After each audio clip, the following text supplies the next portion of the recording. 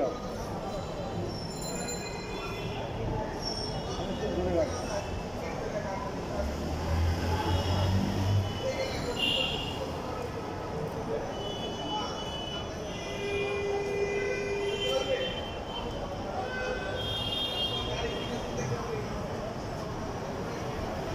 শুধু দর্শক, আমি খন্দকার মাসুদুজ্জামান। ধারাবাহিকভাবে আমরা এই মানববন্ধন, সাংবাদিক সম্মেলন দীর্ঘদিন ধরে করে আসছি। 2006 সালে আমার আব্বাকে নির্মম নৃশংসভাবে দুষ্কৃতিকারীরা হত্যা করে নিজ বাড়ি কুষ্টিয়া খুকসায়। আমার আব্বা একজন বীর মুক্তিযোদ্ধা।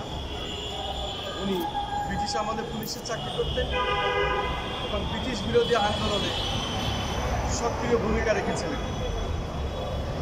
পাশাপাশি উনি খুলনা অঞ্চলে পানি উন্নয়ন বোর্ডে চাকরি করতেন এবং পানি উন্নয়ন বোর্ডে চাকরিরত অবস্থায় ওই জেলাতে উনি মুক্তিযুদ্ধে নেমে যান এবং পাশাপাশি উনি সুন্দরবন থেকে শুরু করে বিভিন্ন এলাকায় যুদ্ধ করেন।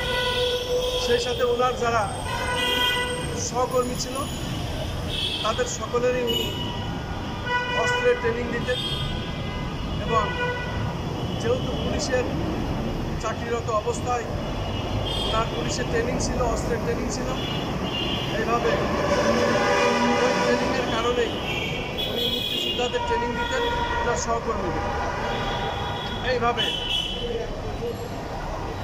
এই বীর মুক্তিযোদ্ধা পিতা আমার রকনউদ্দিন, উনি খুলনা অঞ্চলের বিভিন্ন এলাকায় যুদ্ধ করেছেন।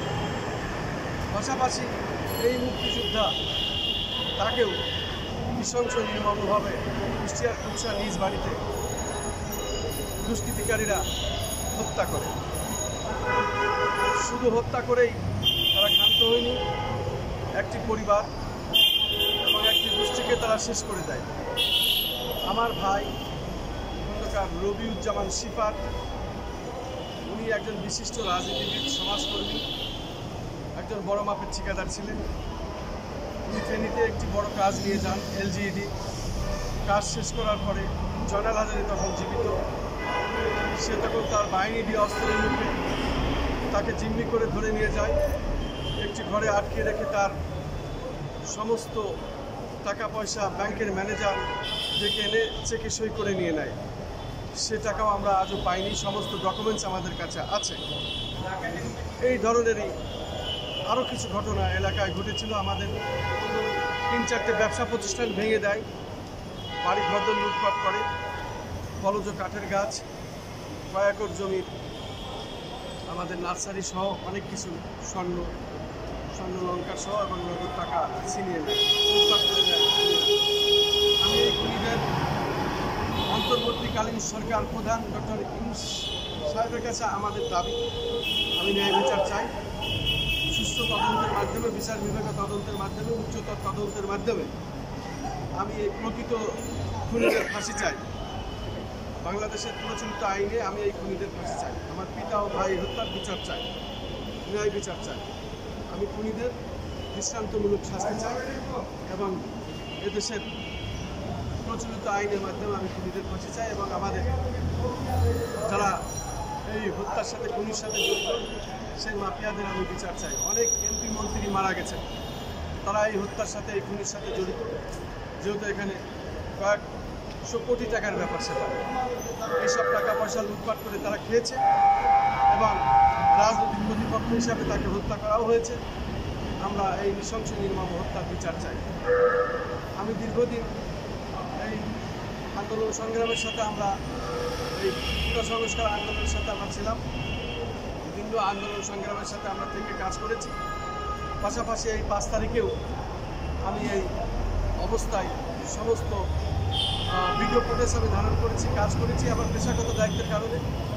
এবং এই কাজ করতে করতে এই প্রেস ক্লাবের পাশে পল্টন মোড় থেকে শুরু করে আমরা শাহবাগ থেকে শুরু করে বিভিন্ন স্পটে আমাদের কাজ করতে হয়। এবং 5 তারিখে এই কাজ করতে এসে আমি সচিবালয়ের পাশের কর্নারে প্রেস ক্লাবের কাছাকাছি এসে আমি রাবার বুলেট এবং কাঁদানে গেছে আহত হয়ে যাই, ওখানে অজ্ঞান হয়ে পড়ে যাই। লোকজন আমাকে ধরে এনে তারপরে সুস্থ করে, এরা পত্রিকায় পেপারে কাগজে আগুন ধরিয়ে তারপরে আমাকে শ্বাস প্রশ্বাস নেয়। আমি আস্তে আস্তে সুস্থ হলেও বেশ কিছুদিন লেগে যায় আমাকে সুস্থতা হতে, যেহেতু এই শারীরিকভাবে এটা একটা ক্ষতি। এই গ্যাসটা প্রত্যেক দিন 7-8 বার 10 বার পাতলা পায়খানা হতো, শারীরিকভাবে অসুস্থ হয়ে পড়ি। এখন অনেকটাই ভালো, কিন্তু চোখের জ্যোতিও কমে গেছে। এখন চোখে খোলা দেখি, কাছের জিনিস দেখতে পারি না। আমি সে কারণেই এই অন্তর্বর্তী সরকার প্রধানের কাছে আমার দাবি, আমাদের ক্ষতিপূরণ সহ সমস্ত ন্যায় বিচার আমি চাই, এবং বিচার বিভাগের তদন্তের মাধ্যমে, উচ্চতর তদন্তের মাধ্যমে আমি খুনিদের ফাঁসি চাই, দেশের প্রচলিত আইন। আমি নোবেল জয়ী বিশ্ববরণ্য এই ডক্টর ইউনূস সাহেব, উনি যেহেতু অন্তর্বর্তী সরকারের প্রধান, আমি বারবার এই দাবি জানিয়ে আসছি এবং আজকেও আমি জানাচ্ছি। আমার পরিবার, আমার গোষ্ঠী, আমাদের ভাই, আমার আব্বা, এটাকে ধ্বংস করা হয়েছে, শেষ করা হয়েছে। অতএব এই কয়েকশো কোটি টাকার আমি ক্ষতিপূরণ চাই, পাশাপাশি ন্যায় বিচার চাই, এবং দেশের প্রচলিত আইনে উচ্চতর তদন্তের মাধ্যমে প্রকৃত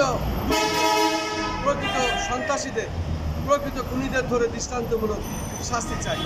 পাশাপাশি আমি বলতে চাই, যেহেতু দেশে যৌথ বাহিনীর দ্বারা এখন দুষ্কৃতিকারীদের ধরা হচ্ছে, অবৈধ অস্ত্রধারীদের ধরা হচ্ছে, এখন আমি এই দাবিও জানাচ্ছি, যেহেতু এই খুনিদের সাথে প্রকৃত যারা অস্ত্রধারী, যারা সন্ত্রাসী, তারাও এর সাথে জড়িত আছে। এই গডফাদারদের সাথে তারা যখন যে সরকার ক্ষমতায় আসে তার সাথেই তারা মিশে যায়, মিশে গিয়ে তারা এই হত্যাযজ্ঞ চালায়, তারাও এইসব জড়িত আছে। এই ধরার ভিতরে তারাও যদি ধরা পড়ে, কুষ্টিয়া বিশেষ করে ঝিনাইদহ এই অঞ্চলে যারা আছে, এদেরকে ধরতে পারলে, জিজ্ঞাসা করতে পারলেও আমার পিতা ও ভাই হত্যা মূল রহস্য বেরিয়ে আসবে আমি মনে করি। তো সেই দাবি আজ এখান থেকে জানিয়ে আসছি। ধন্যবাদ সকলকে, দেশবাসীকে। আসসালামু আলাইকুম।